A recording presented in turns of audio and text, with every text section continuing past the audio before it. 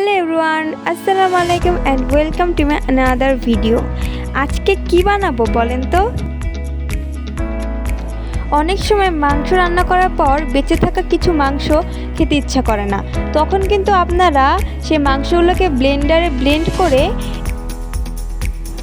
এইভাবে পেঁয়াজ দিয়ে রান্না করলেই কিন্তু খুব সহজে একটা অন্যরকম রেসিপি তৈরি হয়। এটা খেতেও অনেক মজা হয়। তো চলুন দেখে নিই এটা কিভাবে রান্না করতে হয়।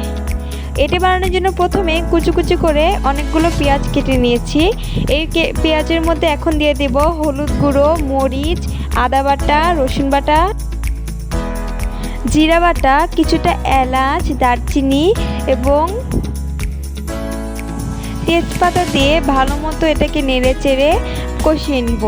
এরপর এটার মধ্যে দিয়ে দিব আমাদের ব্লেন্ড করে রাখা মাংসগুলো, দিয়ে এটাকে ভালো মতো নেড়ে চেড়ে কিছুক্ষণ ভেজে নিব। তাহলে কিন্তু রেডি হয়ে যাবে আমাদের এই সুস্বাদু রেসিপিটি। এটা খেতে অনেক মজা, আপনারা চাইলে বাসায় ট্রাই করতে পারেন। এটা কিন্তু ভাত, রুটি, পরোটা সব কিছুতেই খাওয়া যায়। আপনারা চাইলেও খেয়ে একবার ট্রাই করতে পারেন। আজকের ভিডিওটি এ পর্যন্ত। এতক্ষণ পাশে থাকার জন্য সকলকে অসংখ্য ধন্যবাদ। আল্লাহ হাফিজ।